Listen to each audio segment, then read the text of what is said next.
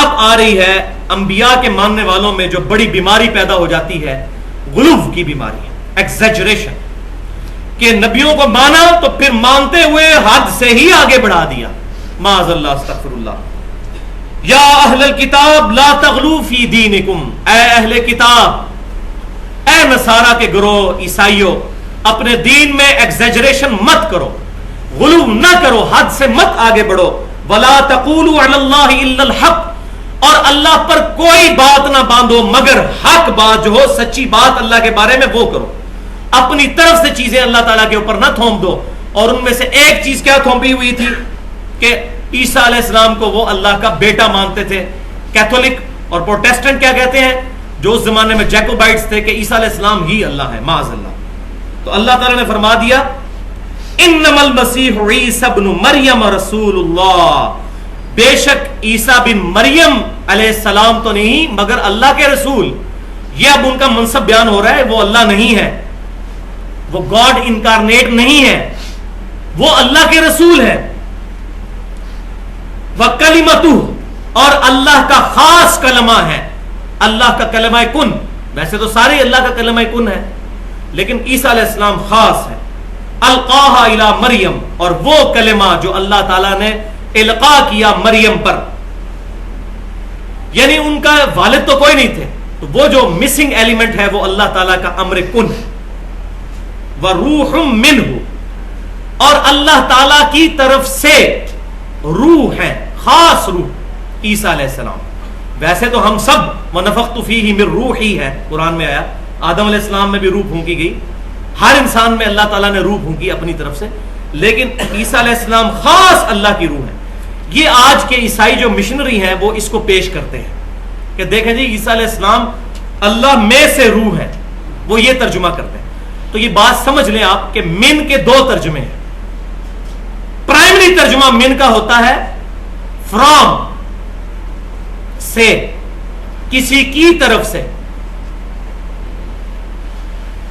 جو اللہ میں سے ہوگا اس کے لیے عربی کا لفظ ہوگا فی، میں، اللہ میں سے. یہ ہے اللہ کی طرف سے روح، اللہ میں سے روح نہیں. اللہ وہاں بھی آدم علیہ السلام کے لیے وَنَفَخْتُ فِيهِ مِن رُوحِي، میں اپنی طرف سے روح پھونک دوں تم میں. اپنی روح نہیں، اپنے اندر سے نہیں، اپنی طرف سے. روح بھی اللہ کی مخلوق ہے. یہ بات بڑی کریٹیکل ہے سمجھنے والی. یہاں میں نے نور من نور اللہ کا عقیدہ بھی کلیئر کرنا ہے. پہلے تو میں یہاں پر بیان کر دوں اسی ایگزیجریشن کے خلاف ایک حدیث صحیح بخاری کتاب الانبیاء سے کہ آپ صلی اللہ علیہ وسلم نے فرمایا، اے میرے امتیوں دیکھنا میری شان کو اس طرح بلند نہ کر دینا جس طرح نصارہ نے اپنے پروفٹ کی شان کو بلند کیا. میں اللہ کا بندہ اور اس کا رسول ہوں، مجھے اللہ کا بندہ اور اس کا رسول ہی کہنا. میرے بارے میں غلو نہ کرو. عبدہ و رسولہ، ہم یہی الحمدللہ نماز میں پڑھتے ہیں. اور دوسری حدیث مسند امام احمد سے صحیح سند کے ساتھ ایک صحابی نے آ کر حضور صلی اللہ علیہ وسلم کے سامنے صرف اتنا کہہ دیا، ما شاء اللہ و شئت، اے اللہ کے رسول جو اللہ چاہے اور جو آپ چاہیں. آپ صلی اللہ علیہ وسلم جلال میں آئے اور فرمایا جعلتنی للہ عدلا، تو نے مجھے اللہ کے مقابلے پر کھڑا کر دیا. قل بل ما شاء اللہ وحدہ، بلکہ کہہ جو اکیلا اللہ چاہے. کتنی احتیاط. آج کا وہ مولوی ہوتا وہ کہتا جی حضور میں تو اللہ دا بندہ ہی بن کے پہ کہنا وا، میں تو اللہ تے نہیں بنا دیتا، میں تو مستقل بذات کا عقیدہ آپ کے لیے رکھا نہیں ہوا، میں آپ کا عطائی مان رہا ہوں، ذاتی نہیں مان رہا. یہ جو آج تفریق کر رہے ہیں مستقل بذات، عطائی، محدود، غیر محدود، اس کی بنیاد پر ہر چیز نبی صلی اللہ علیہ وسلم نے کیٹاگوریکل مینشن. اور صحابی سے تصور بھی نہیں ہو سکتا کہ وہ معاذ اللہ استغفر اللہ اللہ تبارک و تعالی کے مقابلے پر حضور کو کھڑا کر رہے ہوں گے. اور حضور صلی اللہ علیہ وسلم نے تب بھی منع کیا، جعلتنی للہ عدلا، تو نے مجھے اللہ کے مقابلے پر کھڑا کر دیا. لیکن یہاں یہ بات بھی یاد رکھیں جن معاملوں میں اللہ اور رسول کا ذکر اکٹھا ہے وہ ہم کرتے ہیں. جیسے صحابہ کرام بخاری مسلم میں درجنوں حدیثیں، جب کوئی معاملہ نہیں پتا ہوتا تھا تو کہتے تھے واللہ ورسولہ اعلم، اللہ اور اس کا رسول بہتر جانتے ہیں شریعت کے اس مسئلے کو. اس مسئلے میں اللہ اور اس کا رسول ہی بہتر جانتے ہیں. لیکن یہ تقدیر کے جو معاملات ہیں یہ اللہ تعالیٰ کے ساتھ خاص. تو آپ صلی اللہ علیہ وسلم نے فرمایا صرف کہو جو اکیلا اللہ چاہے، اس سے منع فرما دیا. لہذا میں پینڈولم کی دونوں ایکسٹریمز کا ذکر کر رہا ہوں. میں یہ بھی نہیں کہتا کہ اللہ رسول کا ذکر اکٹھا کرنا شرک ہے معاذ اللہ, ایسی شیطانی توحید نہیں میں بیان کرتا. جہاں جہاں اللہ رسول کا ذکر اکٹھا آیا ہے وہاں ہم کرتے ہیں, بلکہ ہم تو اس سے بھی بڑی بات کرتے ہیں, من یطیع الرسول فقد اطاع اللہ, جس نے رسول کی اطاعت کی اس نے اللہ کی اطاعت کی. یہ آیت نہیں پڑھتے قرآن سے, یہاں تو اکٹھا بھی ذکر نہیں ہے, رسول کے ریفرنس سے اللہ کا ذکر ہو رہا ہے. اطیع اللہ اطیع رسول تو چھوٹی چیز ہے, یہ اس سے بڑی چیز ہے. من یطیع الرسول فقد اطاع اللہ, سورۃ النساء آیت نمبر 80. لیکن جہاں احتیاط وہ اب یہاں پر ذہن میں رکھیں. تو یہ اب روح من کو بھی سمجھ لیں. تو میں نے من کا مطلب بتایا سے, لہذا تصوف میں جو وہ عقیدہ آیا کہ موسیٰ علیہ السلام جب اپنے سفر میں تھے تو درخت میں سے آواز آئی, یہ ترجمہ وہ کرتے ہیں, وہ بھی غلط ہے. کیوں؟ سورۃ القصص کی آیت نمبر 30 میں لفظ کیا ہے؟ من الشجرتی, فی شجرتی نہیں ہے. یہ بھائیو وہ پوائنٹ ہیں جو آپ کو نہ کسی کتاب میں ملنے ہیں نہ کسی مولوی نے بتانے ہیں. یہ میں نے زندگی میں مار کھا کے یہ چیزیں سیکھی ہیں, کمپیریٹیو اسٹڈی کر کے. وہاں بھی الفاظ ہے درخت کی طرف سے آواز آئی, درخت میں سے نہیں. اسی کو تو بنیاد بنایا ہوا تھا انہوں نے, وحدت الوجود کا ماننے والے عقیدہ جو لوگ رکھتے ہیں کہ جی وہ اللہ بندے کے اندر سے بولتا ہے, ان الحق سبحانی معظم و شانی. بازید بستامی صاحب کہا کرتے تھے, تو ان کے کفریہ جملے کی غلط تعویل وہ کرتے ہیں, اللہ منہ سے بولتا ہے, معاذ اللہ استغفر. درخت کی طرف سے آواز آئی. حضور نے کبھی دعویٰ نہیں کیا کہ میرے منہ سے اللہ بولتا ہے, یہی کہا کہ مجھ پہ اللہ وحی کرتا ہے. اور اگر معاذ اللہ کسی صوفی کے بارے میں یہ عقیدہ ہے کہ اللہ ان پر کوئی وحی کر دیتا ہے یا ان پر کوئی کشف کر دیتا ہے, تو پھر تو ختم نبوت پہ ہی ڈاکہ مارنے والی بات ہوئی, معاذ اللہ استغفر اللہ. تو اللہ تبارک و تعالیٰ کی طرف سے. لہذا اب یہ ذرا ٹھنڈے دل سے ایک جملہ سن لیں, شاید آپ کو یہ برا بھی لگے, لیکن میں چونکہ ایمانداری کے ساتھ بات کرتا ہوں اور میں چاہ رہا ہوں یہ چیز ریکارڈنگ میں بھی آ جائے کہ ہمارے جو بریلوی بھائی یہ لفظ بولتے ہیں نا, نور من نور اللہ,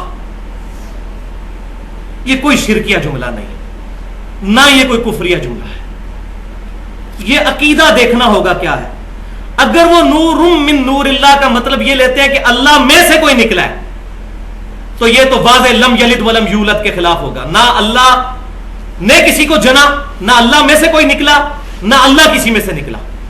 اور انشاءاللہ آپ کو کوئی ایسا بریلوی عقل مند نہ عالم نہ عوام میں ملے گا جس کا یہ عقیدہ ہو کہ اللہ میں سے رسول اللہ نکلے ہیں, معاذ اللہ. اس کو وہ بھی کفر کہیں گے. نور من نور اللہ, یہاں اللہ تعالیٰ نے عیسیٰ علیہ السلام کو کہہ دیا ہے روح منہ, روح من روح اللہ, اللہ کی طرف سے روح. نور من نور اللہ, اللہ کی طرف سے نور ہدایت. الحمدللہ یہ قرآن بھی نور ہدایت ہے, ہمارے نبی صلی اللہ علیہ وسلم بھی نور ہدایت ہے. سورۃ المائدہ کی آیت نمبر 15 میں آیا ہے قد جاءکم من اللہ نور و کتاب مبین, بے شک اللہ تعالیٰ کی طرف سے ایک نور تمہارے پاس آیا اور ایک کتاب آئی. تفسیر تبری اہل سنت کی پہلی تفسیر جو پہلے 300 سال میں لکھی گئی, امام ابن جریر الطبری رحمہ اللہ المتوفا 310 ہجری, انہوں نے اسی آیت کی تفسیر میں لکھا ہے اس سے نور سے مراد نبی صلی اللہ علیہ وسلم کی مبارک ذات ہے. تو ہم آپ صلی اللہ علیہ وسلم کو نور ہدایت مانتے ہیں. مسند امام احمد میں, جامعہ ترمذی میں, سنن کبرا, دلائل النبوہ امام بہیقی میں, ان تینوں کتاب میں جو میں نے اپنا جو لیکچر دیا تھا 2 گھنٹے کا ولادت مصطفیٰ والا 12 ربیع الاول پر صلی اللہ علیہ وسلم, اس میں میں نے ایک حدیث بیان کی تھی بڑی لمبی, اس میں آخر میں الفاظ تھے, صحیح سند کے ساتھ ہے یہ تینوں کتابوں میں. اور مشکات شریف میں شیخ البانی نے بھی اس کو صحیح کہا اور شیخ زبیر علی زئی صاحب نے بھی صحیح کہا کہ میں اپنی والدہ کا وہ خواب ہوں جو انہوں نے پیدائش کے وقت دیکھا کہ ان کے جسم سے ایک نور نکلا جس سے شام کے محلات بھی ان کے لیے روشن ہو گئے. تو یہ نور سے مراد نور ہدایت کہ آپ صلی اللہ علیہ وسلم کی دعوت ہدایت بالآخر شام تک بھی پہنچ گئی. نور سے مراد وہ نہیں ہے کہ نبی صلی اللہ علیہ وسلم نور سے پیدا ہوئے ہیں, یہ تو آپ صلی اللہ علیہ وسلم کی توہین ہے. کیوں؟ فرشتے نور سے پیدا ہوئے. اس طریقے سے بریلوی بھائیوں کو بات سمجھائی جاتی تو سمجھ آ جاتی. وہ بیچارے سمجھتے ہیں کہ نور نہ ماننا تو گستاخی ہو جائے گی. ہم کہتے ہیں نور ماننا گستاخی ہے کیونکہ فرشتے نور سے بنے اور انسان مٹی سے, اور انسان نور سے افضل ہے. اور نور تو بھائی سدرۃ المنتہا پہ رک گیا. صحیح بخاری اٹھا رہے کتاب التوحید چیپٹر آخری, سدرۃ المنتہا پہ پہنچ کے جبرائیل علیہ السلام کہہ رہے ہیں میں ایک بالشت بھی آگے گیا تو میں جل جاؤں گا. یہ انسان کی عظمت ہے کہ وہ آگے چلا گیا اور اللہ کا قرب نصیب ہوا جیسا کہ اللہ کی شان کے لائق ہے نبی صلی اللہ علیہ وسلم. تو انسان نور سے افضل ہے، لہذا آپ صلی اللہ علیہ وسلم کی افضلیت خیر البشر ہونا ہے۔ ہاں نور ہدایت ہے، قرآن بھی نور ہدایت، صحابہ کرام علیہم رضوان کے فرامین بھی نور ہدایت، صحیح بخاری بھی نور ہدایت، صحیح مسلم بھی نور ہدایت، ہدایت کی روشنی یہ کتابیں الحمدللہ۔ تو یہاں میں نے یہ عقیدہ بھی کلیئر کر دیا اور وحدت الوجود کا بھی رد کر دیا کہ وحدت الوجود کا یہ خطرناک عقیدہ قرآن کے بالکل خلاف ہے۔ یہاں میں اپنے استاد کا بھی ذکر ضروری سمجھتا ہوں، ڈاکٹر اسرار صاحب کا، اللہ تعالیٰ ان کی غلطیاں معاف کرے، ان کو نیک کاموں کا اجر عطا فرمائے۔ قرآن پاک کی خدمت کے حوالے سے مولانا مودودی کے بعد اگر کسی بندے نے قرآن کے حوالے سے کام کیا وہ ڈاکٹر اسرار کی پرسنالٹی تھی، قطع نظر ان سے جو غلطیاں ہوئیں، لیکن ایک غلطی جس کی وجہ سے مولوی ان کے پیچھے پنجے جھاڑ کے پڑے ہوئے ہیں وہ میں چاہ رہا ہوں کہ آج کلیئر کروں، میں ڈائریکٹ راوی ہوں اس بات کا۔ سورۃ الحدید کی تشریح کے اندر انہوں نے آج سے تقریباً 10-12 سال پہلے وحدت الوجود کے عقیدے کو بیان کیا تھا، اور اس میں واقعی ان کے انداز بیان میں شرک کا شائبہ ہوتا تھا۔ تو 13 جون 2008 کو میری 2 گھنٹے کی 1-to-1 ملاقات ہوئی ڈاکٹر اسرار صاحب کے ساتھ، جمعے کے دن 13 جون 2008 کو لاہور میں گیا، اور میں نے اس سے گلہ کیا کہ یہ جو آپ وحدت الوجود بیان کرتے ہیں یہ تو عقیدہ شرکیہ ہے، پینتھیزم کا عقیدہ، ہماؤس کا عقیدہ۔ تو انہوں نے فرمایا وہ عقیدہ کہ اللہ تعالی بندے میں حلول کر جاتا ہے، یہ عقیدہ تو شرکیہ ہے۔ اور آپ حیران ہوں گے کہ کشف المحجوب میں علی بن عثمان حجویری صاحب نے بھی حلولیہ کو گمراہ فرقہ لکھا ہے، یعنی اہل تصوف کے ہاں بھی ان کو وہ پذیرائی حاصل نہیں ہوئی سوائے چند ایک لوگوں سے۔ تو ڈاکٹر اسرار صاحب نے کہا کہ جی میرا وہ عقیدہ نہیں۔ میں نے کہا جی آپ یہ لفظ کیوں پھر استعمال کرتے ہیں، آپ بتائیے کہ آپ کا وحدت الوجود کا عقیدہ کیا ہے۔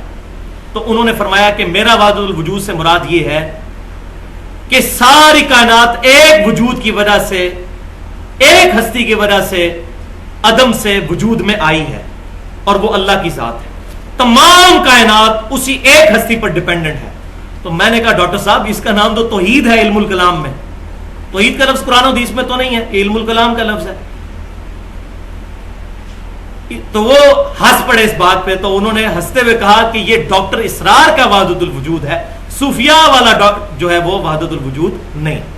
لہذا میں یہ بات کر رہا ہوں کیونکہ یہاں کچھ مولوی ایسے ہیں، خصوصاً سعودی عرب میں ایک بندہ ایسا بیٹھا ہے کہ جس کا کام ہی صرف یہ ہے، میں نام نہیں اس کا لیتا تاکہ اس کی اصلاح ہو جائے، کہ اس کا کام ہی یہی ہے کہ بندوں کی چھوٹی چھوٹی غلطیاں پکڑ کے ان کے کپڑے اتارنا، حالانکہ خود اس کی تقریروں کا اگر میں پوسٹ مارٹم کروں نا تو کفریہ کلمات اس بندے کے منہ سے نکلتے ہیں۔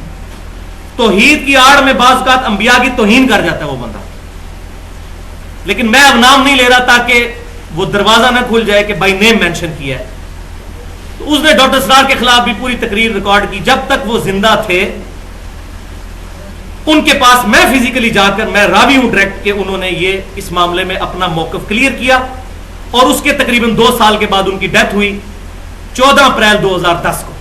الحمدللہ میں نے جنازہ بھی ان کا پڑھا لاہور جا کر۔ تو یہاں میں وحدت الوجود کے عقیدے کے اعتبار سے ان کی طرف سے تھوڑی سی جسٹیفیکیشن میں نے دے دی۔ اب اللہ کا نام لے کر مختصر سے وقت میں اس کو کنکلوڈ کر لیتے ہیں تاکہ یہ بات کلیئر ہو جائے۔ فآمنوا باللہ ورسلہ، پس ایمان لاؤ اللہ پر، اس کے رسولوں پر، ولا تقولوا ثلاثہ، اور مت کہو کہ 3 خدا ہے۔ 3 خدا، ٹرینٹی کا عقیدہ نہ رکھو۔ کیتھولک کیا کہتے تھے کہ گاڈ دا ہولی فادر، پھر سیدہ مریم کے بارے میں اس وقت، آج وہ ہولی گوسٹ کو لیتے ہیں ٹرینٹی میں، اس وقت کہتے تھے ہولی مدر سیدہ مریم، آج ہولی گوسٹ کہتے ہیں، اور تیسرا جو ہے وہ ہولی سن کہتے ہیں سیدنا عیسیٰ علیہ السلام کو۔ تو اللہ تعالیٰ فرماتا ہے کہ مت کہو کہ 3 ہے، انتہو خیر لکم، باز آ جاؤ اسی میں تمہاری خیریت ہے۔ پنجابی کیا جائے گا، بندے پتر بن جاؤ نہیں تو رگڑے جاؤ گے۔ انما اللہ الہ واحد، بے شک اللہ تعالیٰ تو اکیلا ایک الہ ہے۔ سبحانہ ان یکون لہ ولد، اللہ تعالیٰ تو اس سے پاک ہے کہ وہ کسی کو اپنا بیٹا بنا لے۔ وہ بیٹا تو وہ بنائے جس کو یہ خطرہ ہو کہ میرے بعد میری نسل چلے، جب میں مر جاؤں گا تو میرا دنیا میں نام کون روشن کرے گا؟ اللہ تعالیٰ کو تو موت آنی نہیں، لم یلد ولم یولد، اور حی القیوم ہے، وہ اس کو کبھی موت نہیں آنی، اس کو کیا ٹینشن، وہ تو پاک ہے ان چیزوں سے کہ اس کی کوئی اولاد ہو. اولاد تو انسان کو چاہیے ہوتی ہے جو دنیا میں مرنے کے بعد نام روشن کرے. وہ پاک ہے کہ اپنے لیے کوئی بیٹا اختیار کرے. لہو ما فی السماوات و ما فی الارض، جو کچھ آسمانوں اور زمین کے اندر ہے سب کی ملکیت بادشاہت اس کے ہاتھ میں ہے. وکفا باللہ وکیلا، اور اللہ تعالیٰ اکیلا ہی کارساز کافی ہے. علم الکلام اور فلسفی کے حوالے سے جہمیہ کا رد اور جہلا کا، یہ میں نے ٹرم ڈیوائز کی، جہلا جو دوسری ایکسٹریم پر ہے، اور اہل سنت کا منہج درمیان میں کیا ہونا چاہیے وہ انشاءاللہ میں اس کو بریف کروں گا. پہلے یہ سمجھ لیں کہ لفظ جو ہے فلسفی، اس کی کنسٹرکشن کیا ہے. تو بھائیو یہ جو لفظ ہے فلسفی، انگلش کے اندر، اردو میں بھی ہم فلسفہ کہتے ہیں، یہ دو حروف سے مل کر ملا ہے. دونوں حروف گریک لینگویج کے ہیں، یونانی، کیونکہ فلسفہ وہیں سے آیا. ایک ہے لفظ فیلو جس کا مطلب ہے لو، اور دوسرا لفظ ہے صوفی جس کا مطلب ہے حکمت، لاجک، وزڈم. تو فلسفی کی اپروپریٹ ٹرانسلیشن بنے گی لو آف وزڈم، یعنی لاجک اور وزڈم سے محبت، یعنی آپ کی چیزوں کی بنیاد ڈیفینیٹ علم پر، حکمت پر ہونا چاہیے. اور انگلش میں اس کی ٹرانسلیشن یوں بنے گی critical study of basic beliefs is known as فلسفی. کسی بھی بیسک بلیف کی کریٹیکل اسٹڈی کرنا، بڑی جان پھٹک کر کے، اس کو کہیں گے فلسفی. یہی وجہ ہے کہ جب پی ایچ ڈی کی ڈگری ہو کسی بھی فیلڈ میں ہو اس کو ڈاکٹر آف فلسفی کہا جاتا ہے. P H D, P H D English, P H D science, P H D mechanics, P H D vibration, کسی بھی فیلڈ میں ہو وہ ہوتا ہے P H D, doctor of philosophy, doctorate in philosophy. تو یہ جو فلسفی ہے یہ عقل پر بیس رکھتی ہے، اور آج الحمدللہ فلسفی جس جگہ پر پہنچ چکی ہے وہ تو واقعی قرآن پاک کے بالکل قریب آ گئی ہے اپنے نظریات کے اعتبار سے، کیونکہ وہ سائنس کے اوپر رکھتی ہے. پہلے صرف زبانی کلامی علم تھا، اب ڈیفینیٹ علم سائنس کا پروف بھی ہم کر سکتے ہیں. تو یہ ہو گئی فلسفی جو عقل کے ذریعے چلتی ہے. اس کے پیرلل میں جو مذہب کی بنیاد ہوتی ہے، جو نقل کے ذریعے آتی ہے نسل در نسل، جیسے یہ ریویلڈ نالج انبیاء کے ذریعے پھر کتاب و سنت کے ذریعے ہم تک پہنچا، اس کے لیے لفظ استعمال ہوتا ہے تھیوسوفی. فلسفی اور تھیوسوفی. اب یہ دونوں چیزوں میں کشمکش ہمیشہ سے چلتی آ رہی ہے. اس کشمکش کو دور کرنے کے لیے جو علم استعمال ہوتا ہے اس کو کہتے ہیں علم الکلام، گفتگو کرنے کا ڈھنگ، کہ کسی طریقے سے مذہب کی بات کو عام لوگوں تک فلسفے کی ٹرم میں سمجھا دیا جائے. مثال کے طور پر توحید کا لفظ نہ قرآن میں موجود ہے نہ حدیث میں موجود ہے، یہ فلسفے کی ٹرم ہے. معجزہ، عقل کو عاجز کر دینے والی چیز. قرآن پاک میں لفظ معجزہ استعمال نہیں ہوا بلکہ آیات لفظ استعمال ہوا ہے، حالانکہ معجزہ بھی عربی کا لفظ ہے. اب آیت کا لفظ کافی نہیں تھا انبیاء کے لیے کہ ہم نے انبیاء کو آیات دیں علیہم السلام، لیکن وہ علم الکلام کی ضرورت پڑی بات سمجھانے کے لیے تاکہ وہ فلسفے کا اور تھیوسفی کا جو گیپ ہے وہ کم کیا جائے. اسی طریقے سے لفظ معصوم، یہ بھی عربی کا لفظ ہے. انبیاء کرام معصوم ہوتے ہیں، نہ قرآن میں یہ لفظ کہیں موجود ہے نہ حدیث میں موجود ہے، یہ بھی فلسفے کی ٹرم ہے. اسی طریقے سے مختلف قسم کی ٹرمنالوجی فقہ میں، عقائد میں آئی، اہل سنت، اسی طریقے سے اہل تشیع، ناسبی، رافضی، یزیدی، جس طرح یہ ٹرم یوز کی تو لوگ کہتے ہیں جی آپ یہ کیوں کر رہے ہیں، قرآن حدیث میں کوئی نہیں. تو قرآن حدیث میں معجزہ بھی ذرا نکال کے دکھائے نا، خالی رافضی یزیدی والا مسئلہ کیوں ہے؟ یہ ٹرمز ڈیوائز کی جاتی ہیں باتوں کو سمجھانے کے لیے. اسی طریقے سے توحید کے لیے ما فوق الاسباب، ما تحت الاسباب، یہ بھی قرآن حدیث میں کوئی نہیں موجود. یہ انہی چیزوں کو ایک ٹرم ڈیوائز کر کے اس کا نام رکھا گیا. لہذا علم الکلام فی نفسہ ہی کوئی بری شے نہیں ہے. جس طرح بعض جہلا کا یہ نظریہ ہے کہ یہ کوئی اللہ معافی دے کوئی کتاب و سنت کی مخالفت پہ کوئی وضع کیا ہوا علم ہے، اس کا استعمال برا ہے. چھری کا استعمال برا ہے، بندہ بھی مار سکتے ہیں اور مرغی ذبح کر کے بھی سامنے رکھ سکتے ہیں کھانے کے لیے.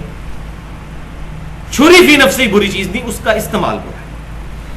لہٰذا یہ اصطلاحات جو استعمال ہوئیں، تو اس میں اللہ تعالیٰ کی ذات اور صفات کے حوالے سے جو اختلاف پایا جاتا ہے اس پہ میں پرٹیکولر تھوڑی سی گفتگو کروں گا، باقی چیزوں کو سکپ بھی کر دیا جائے تو خیر ہے۔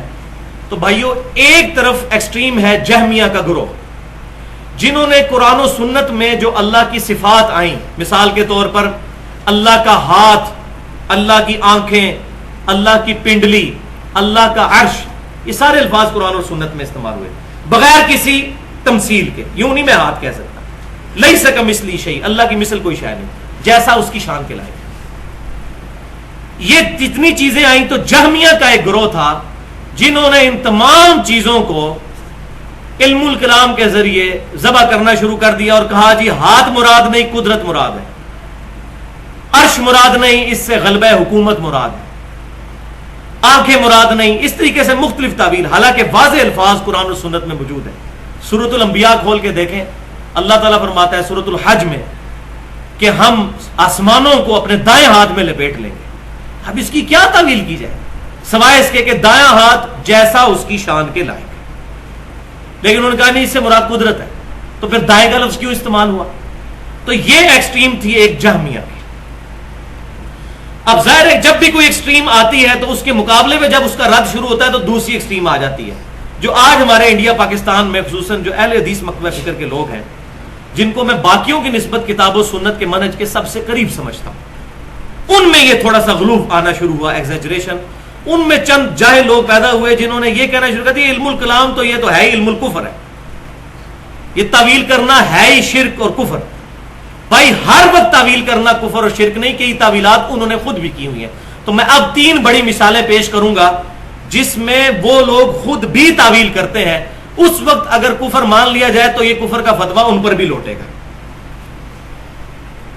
پہلی مثال سورۃ القصص کی آیت نمبر 88، آخری آیت ہے پارہ نمبر 20 میں، بسم اللہ الرحمن الرحیم، کل شیء ہالک الا وجہہ، ہر شے ہلاک ہو جائے گی سوائے اس کے چہرے کے۔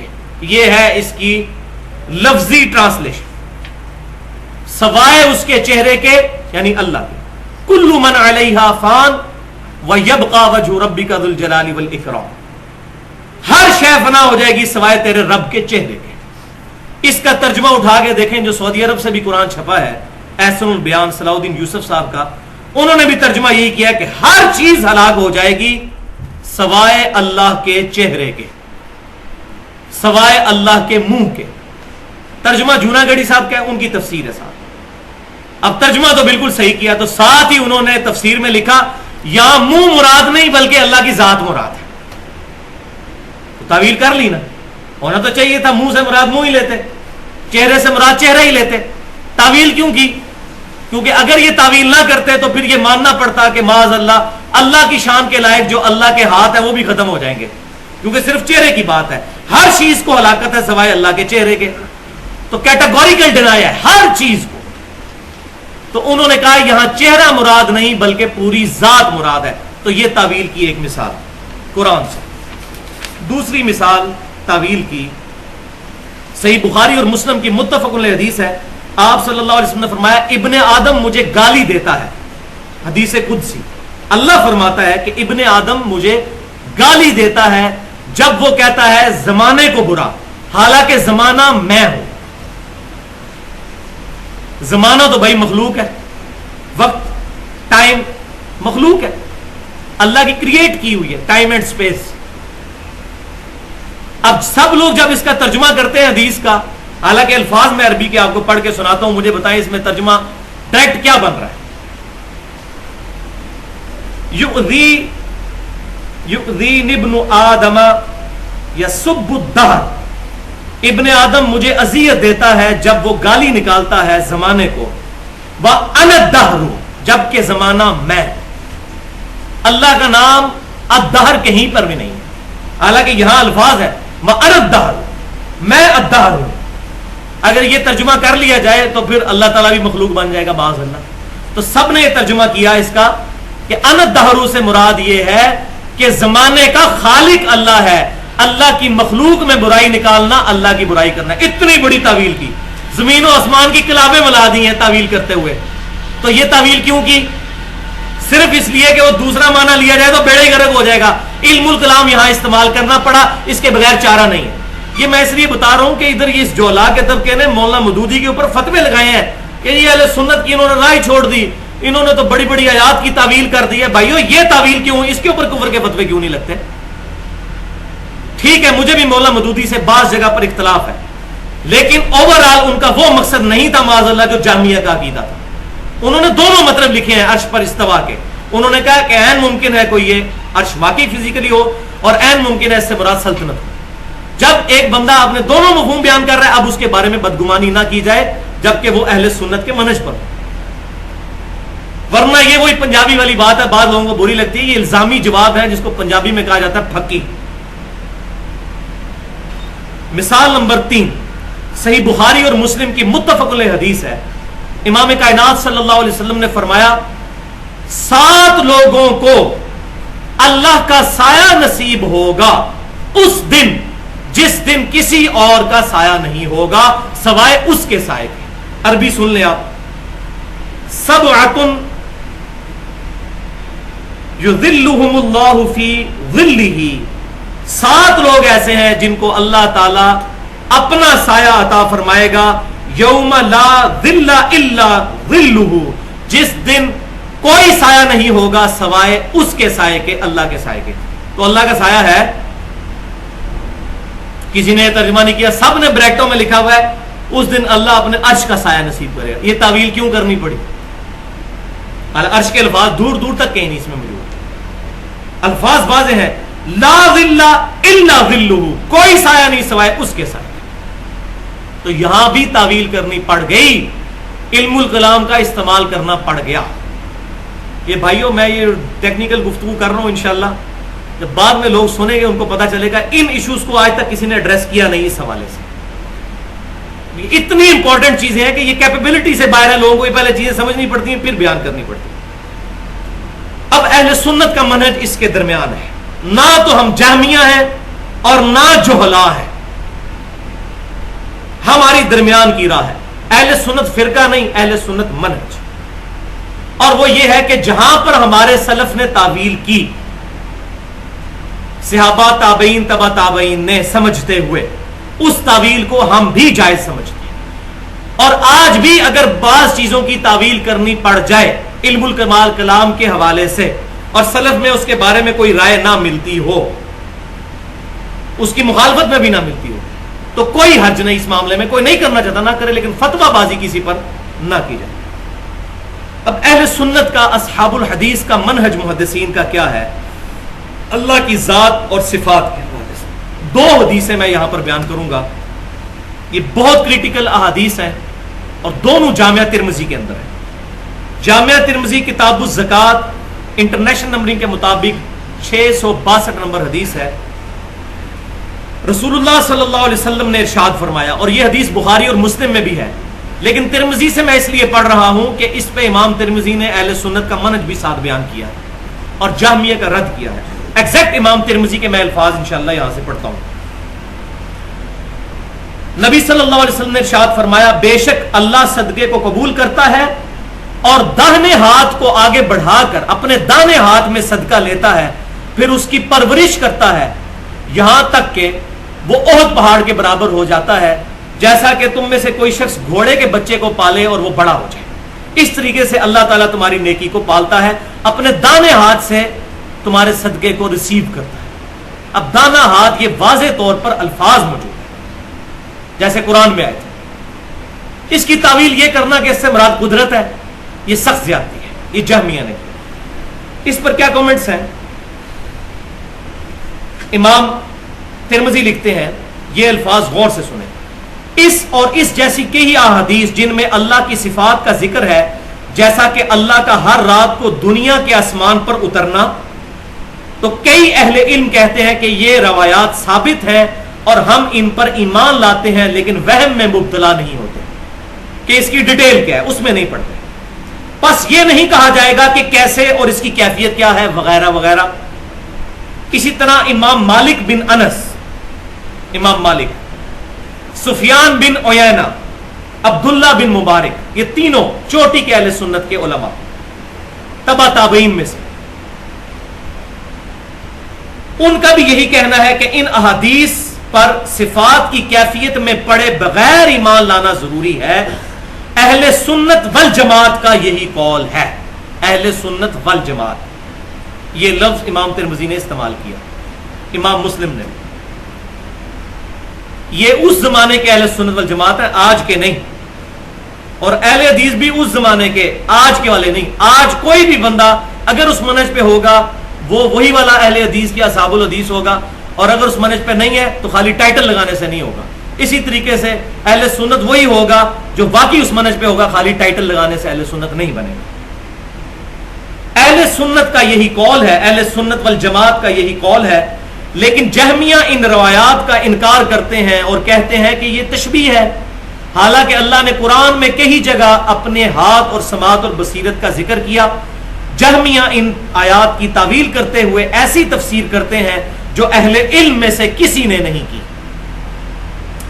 جہمیہ کہتے ہیں اللہ نے آدم علیہ السلام کو اپنے ہاتھ سے پیدا نہیں کیا, پس ان کے نزدیک ہاتھ کے معنی قوت ہے.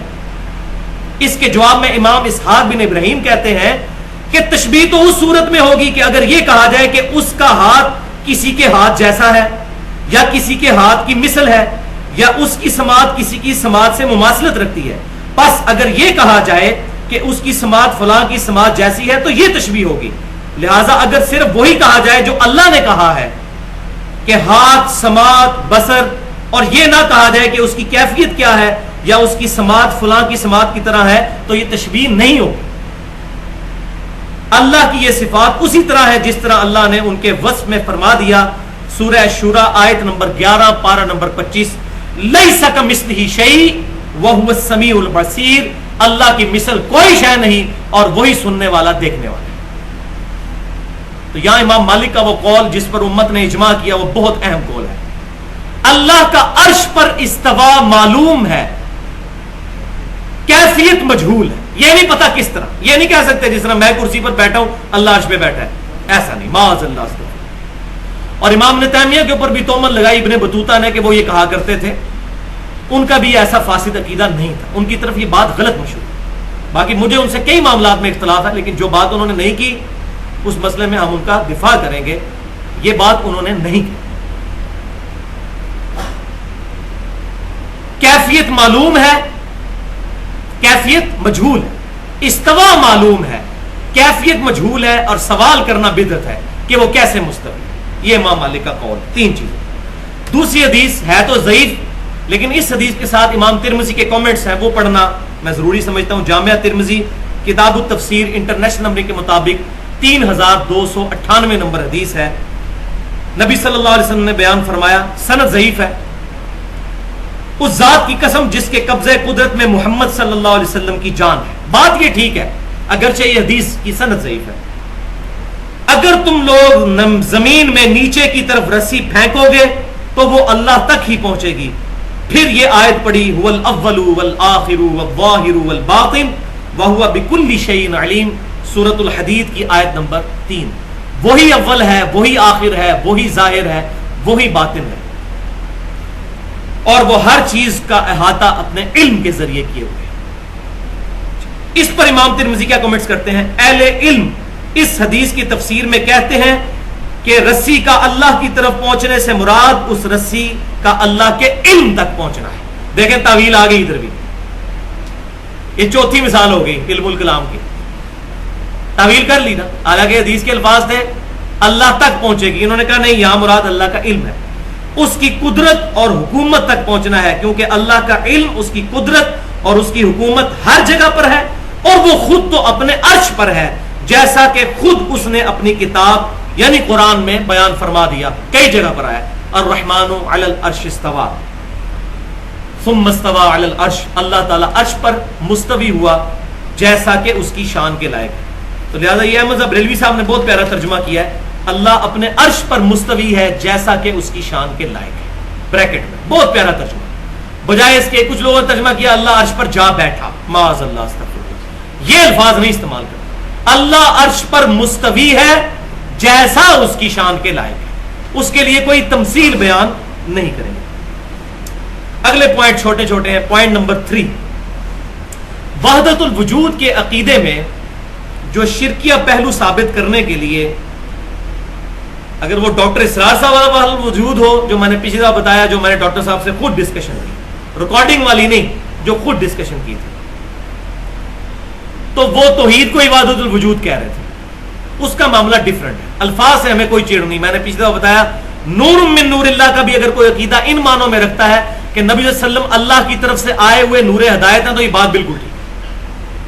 لیکن اگر وہ عقیدہ رکھتا ہے فاسد کہ اللہ میں سے کوئی نکلا، تو یہ کلمہ کفر ہے، اور یہ کسی کا بھی عقیدہ نہیں ہے، معاذ اللہ استغفر اللہ، کسی کا ایسا عقیدہ نہیں ہے، اور اگر ہے تو اس کو اپنے اس فاسد عقیدے سے توبہ کرنی چاہیے۔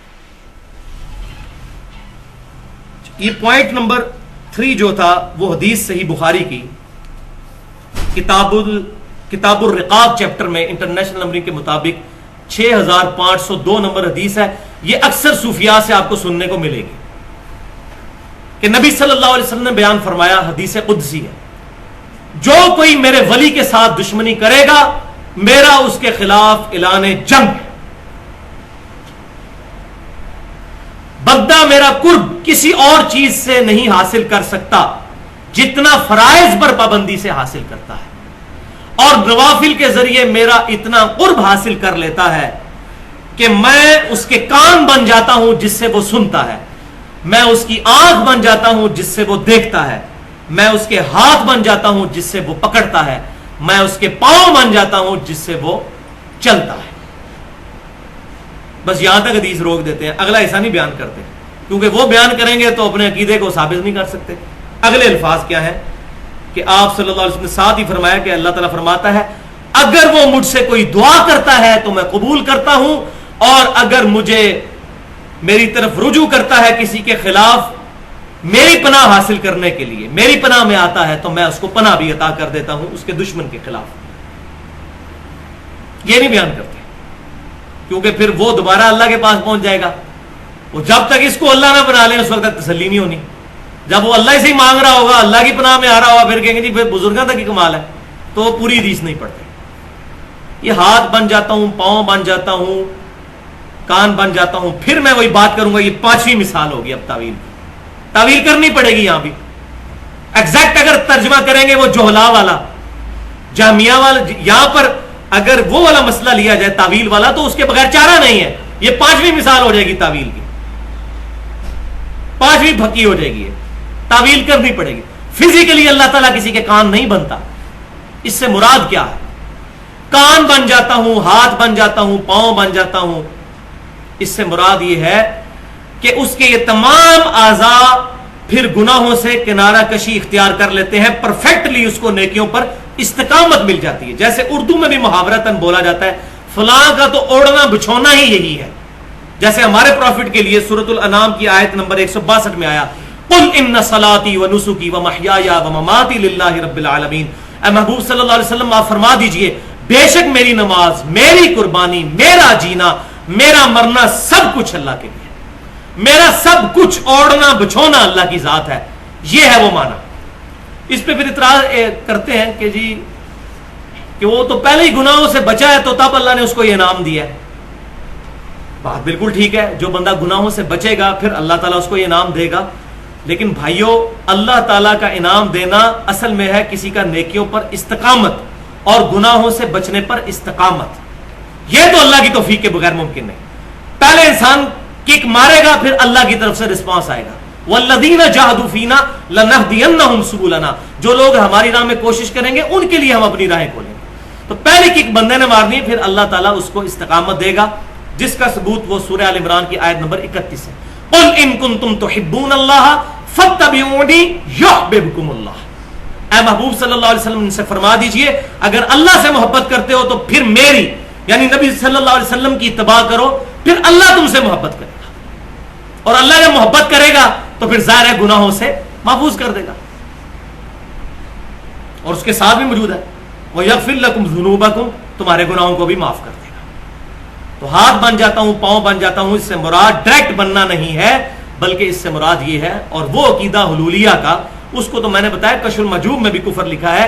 ایک محی الدین ابن عربی نے غلط نظریات پیش کیے تو تصوف میں کئی لوگوں نے ان کا رد کیا. شیخ احمد سرہندی جن کو مجدد الافسانی صاحب کہا جاتا ہے, انہوں نے باقاعدہ پوری کتاب لکھی ہے فتوحات مدینہ. ان کے رد میں محی الدین ابن عربی کی کتاب تھی فتوحات مکیہ جس میں شرکیہ عقیدے تھے, اس کا رد خود ایک صوفی نے کیا ہے, شیخ احمد سرہندی صاحب نے, آج سے 400 سال پہلے.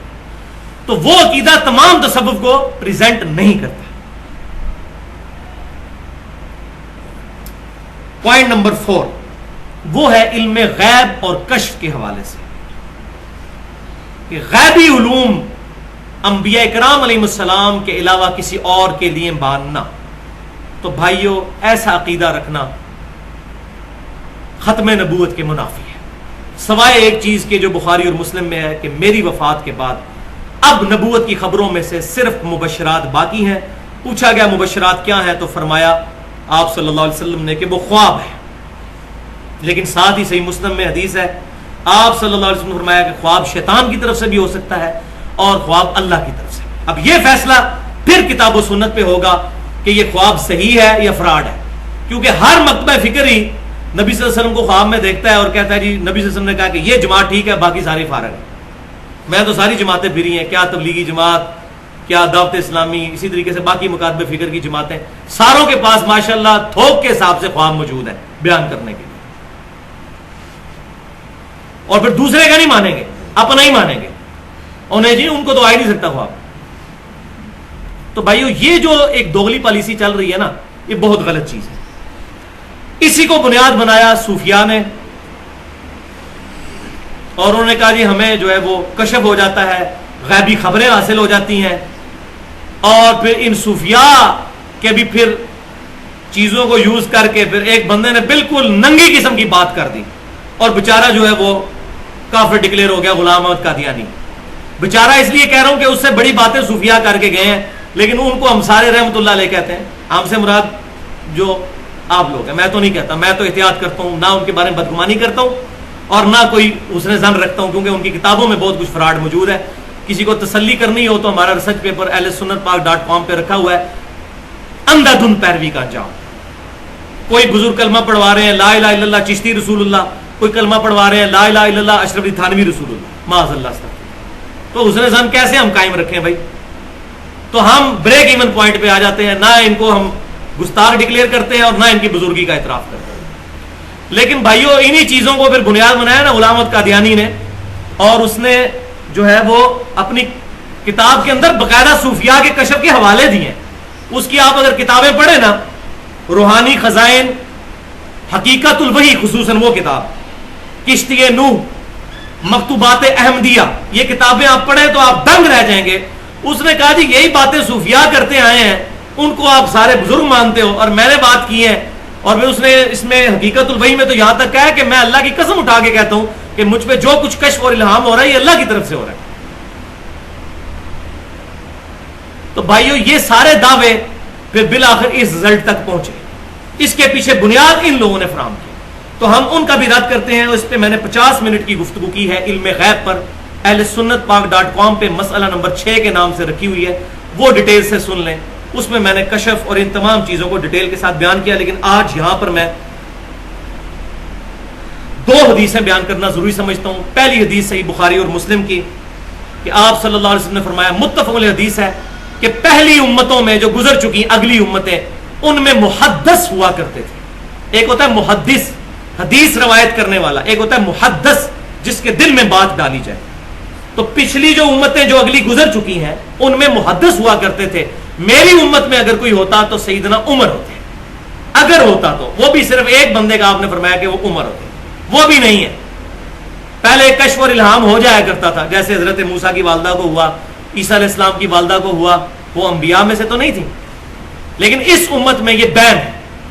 تو میں اس پہ ایک جملہ بولا کرتا ہوں, جس طریقے سے توحید آخری درجے میں کامل ہوئی اس امت میں کہ سجدہ تعظیمی بھی حرام ہو گیا جو پچھلی امتوں میں جائز تھا, ختم نبوت بھی آخری درجے میں ہوئی کہ کشف اور الہام جو غیر انبیاء کو پہلے ہوا کرتا تھا وہ اس امت میں بھی حرام کر دیا گیا کہ نہیں ہوگا, فراڈ ہی ہوگا اگر کوئی کہتا ہے. اس پہ وہ جو سیدنا عمر کی طرف ایک ضعیف روایت اور باسندیں تو اس کی ہے ہی من گھڑت ہے کہ سیدنا عمر نے 600 میل دور ایک ساریہ نامی جرنیل کو دیکھا اور کہا یا ساریۃ الجبل. یہ اکثر آپ سنیں گے حضرت عمر فاروق رضی اللہ تعالیٰ عنہ کی جب شہادت کے دن آتے ہیں تو جمعے کی تقریروں میں لوگ یہ بیان کر رہے ہوتے ہیں. بھائیو یہ اصول محدثین پر بالکل ریجیکٹڈ روایت ہے. اس کے مقابلے میں صحیح بخاری میں کتاب الشہادات کے اندر ایک روایت ہے کہ سیدنا عمر رضی اللہ تعالیٰ عنہ کہتے ہیں کہ پہلے جب تک نبی صلی اللہ علیہ وسلم ہم میں موجود تھے تو اللہ تعالیٰ وحی کے ذریعے ہمارا مواخذہ کر لیتا تھا. کوئی بندہ بات چھپاتا تھا, اللہ تعالیٰ اپنے نبی کو بتا دیتا تھا. اب وحی کا سلسلہ ختم ہو چکا ہے. اب ہم لوگوں کے چہروں پر, ان کے ظاہری اعمال پر فیصلہ کرتے ہیں. ہمیں نہیں پتا ان کے دلوں میں کیا ہے.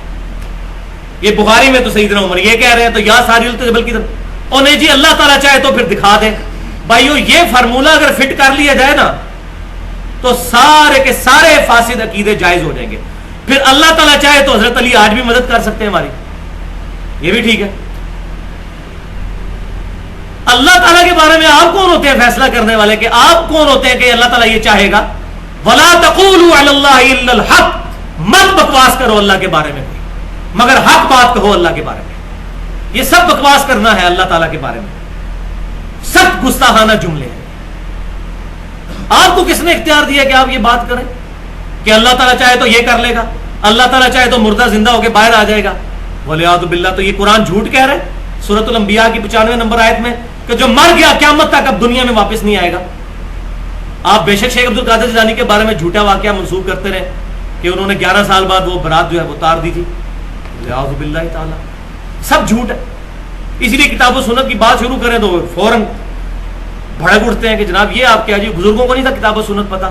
پھر میں وہی بات بولوں گا کہ سارے بزرگ 2 جمع 2 برابر ہے 5 کے, ہم نہیں مانتے. تو بھائی 2 جمع 2 5 ماننے کے لیے تیار نہیں تو کتاب و سنت کو غلط کیسے مان لیں؟ یہ میں نے ایک ٹوٹکا بتا دیا ان کا منہ بند کرنے کے لیے الزامی جواب کہ 2 جمع 2 5 ہے کہ نہیں یہ بتاؤ. اگر یہ بزرگ مردے زندہ کر کے تم سے یہ منوانے کی کوشش کریں کہیں گے نہیں, تو بھائی قرآن کو بھی اتنی اہمیت دو نا. اگر قرآن کہہ رہا ہے کہ مردہ قیامت تک واپس نہیں آ سکتا, خدا کے لیے اپنے فاسد نظریات سے توبہ کرو.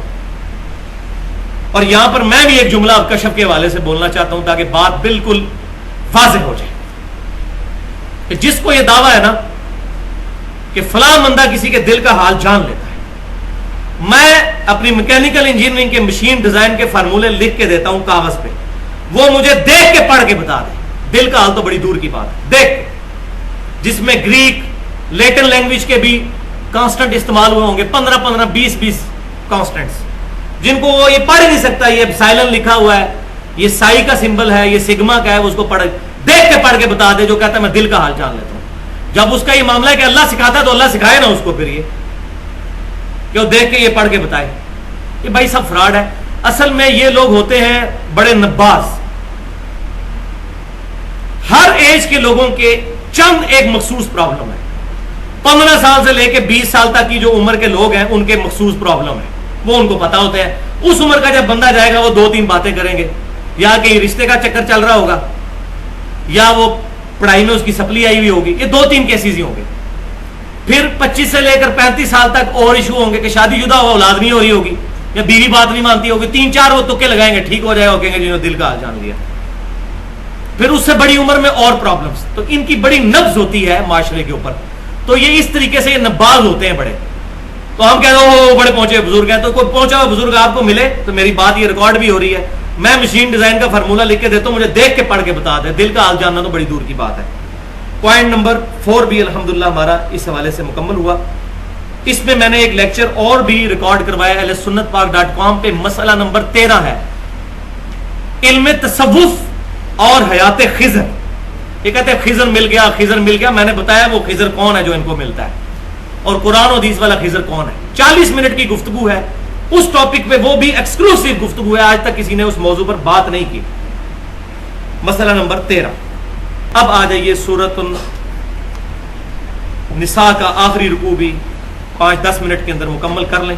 مین گفتگو تو میں کر چکا ہوں.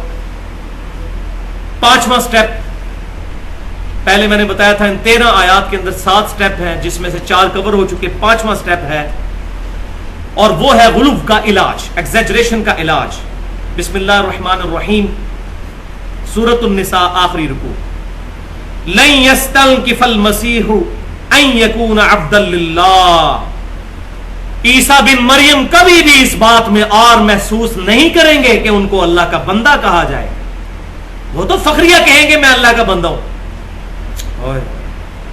وَلَا الْمَلَائِكَةُ الْمُقَرَّبُونَ، نہ ہی اللہ کے فرشتے اس بات میں کوئی اور یا اپنے لیے شرمندگی محسوس کریں گے کہ وہ اپنے آپ کو اللہ کا بندہ کہیں. ہم تو سمجھتے ہیں کسی کو اللہ کا بندہ کہہ دیا شاید کوئی چھوٹا ٹائٹل دے دیا ہے. یہ تو کہنا چاہیے کہ وہ اللہ تعالیٰ کا وزیر ہے زمین و آسمان میں. یہ جب تک نہ کہیں اس میں تسلی نہیں ہوتی. حالانکہ نماز میں ہم پڑھتے ہیں عبدہ و رسولہ، بلند ترین درجہ ہے، خاص بندے اللہ کے اور خاص رسول. کوئی فرشتہ بھی اور محسوس نہیں کرتا.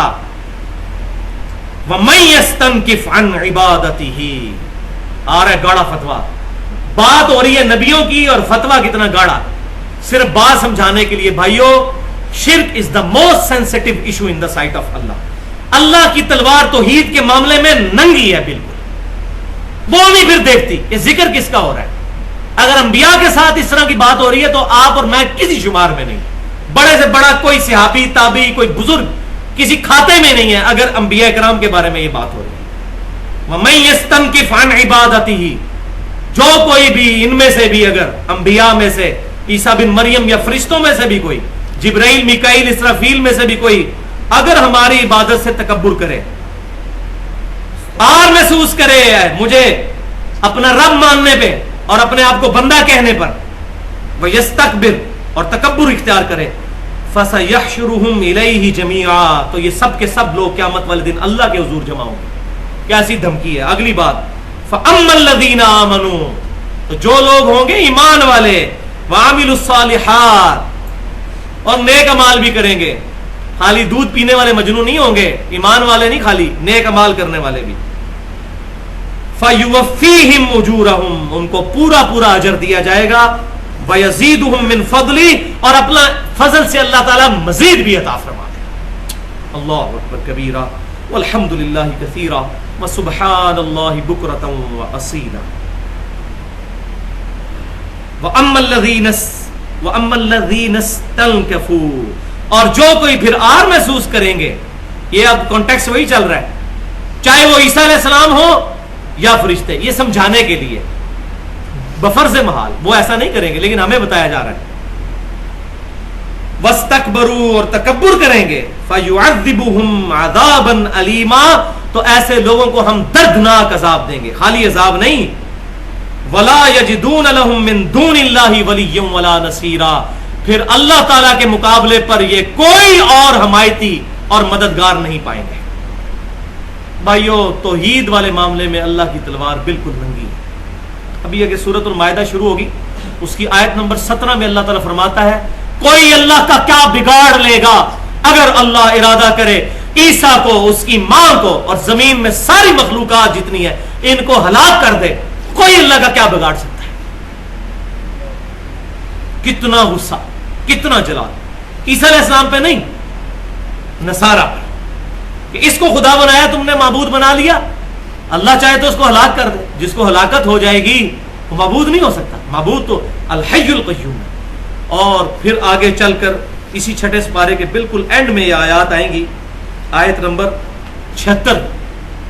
اللہ تعالیٰ فرماتا ہے نبی صلی اللہ علیہ وسلم ان عیسائیوں سے کہو کہ تم عیسیٰ اور ان کی والدہ کی عبادت کر رہے ہو جو نہ تمہارے نقصان کے مالک ہے نہ نفع کے.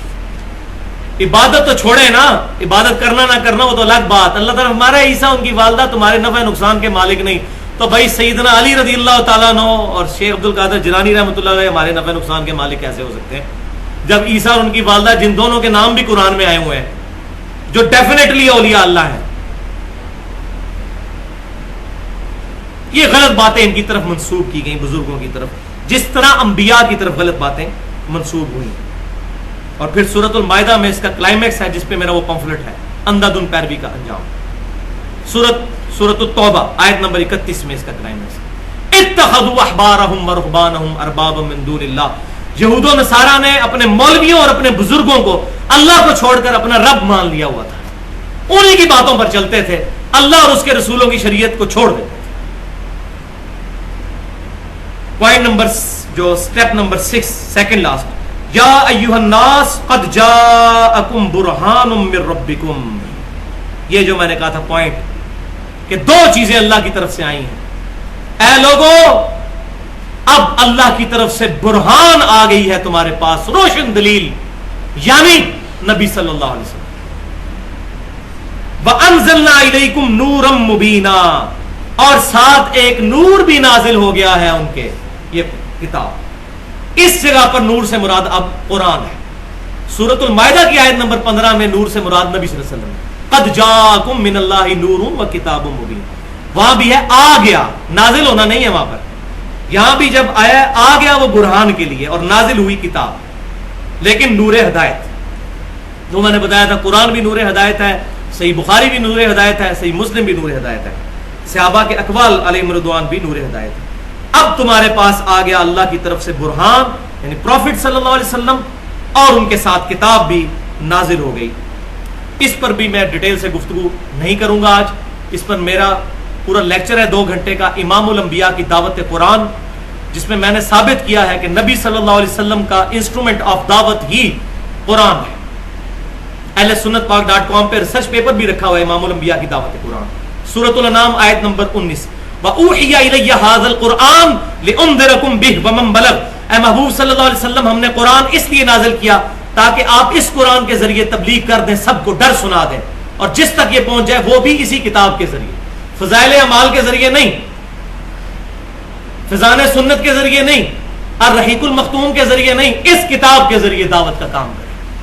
تو وہ اس پہ آپ سن لیں کہ نبی صلی اللہ علیہ وسلم کا معجزہ قرآن, آپ صلی اللہ علیہ وسلم کا وسیع قرآن, آپ صلی اللہ علیہ وسلم نے حجۃ الوداع پر قرآن چھوڑا, آپ صلی اللہ علیہ وسلم ہر خطبے سے پہلے اما بعد فإن خیر الحدیث کتاب اللہ, آپ صلی اللہ علیہ وسلم کا سب سے بڑا اعلی دعوت اور اونلی اعلی دعوت یہ قرآن, الحمدللہ.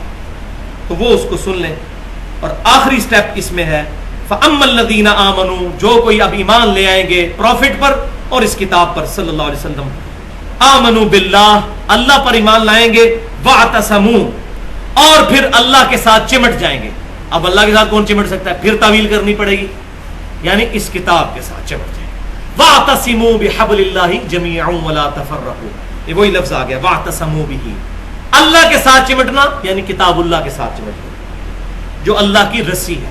غدیر خم کی حدیث بھی میں اکثر بیان کرتا ہوں صحیح مسلم میں, اس میں بھی کہا گیا کہ اللہ کی رسی کتاب اللہ ہے.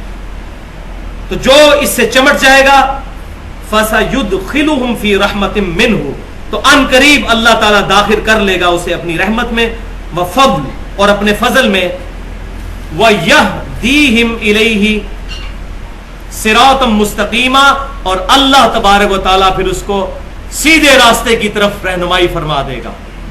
منافقین کے لیے گزر چکا تھا کہ اللہ تعالیٰ نے فرمایا تھا اسی پچھلے رکوع کی آیت نمبر 168 میں کہ اللہ تعالیٰ نے 168 اور 169 میں کہ کافروں کے لیے آسان کر دیا جائے گا دوزخ کا راستہ, اور یہاں کہا گیا مومنین کے لیے ہدایت کا راستہ اللہ تعالیٰ آسان کر دے گا جو کتاب اللہ کو اور امام کائنات صلی اللہ علیہ وسلم کو پکڑ لے گا.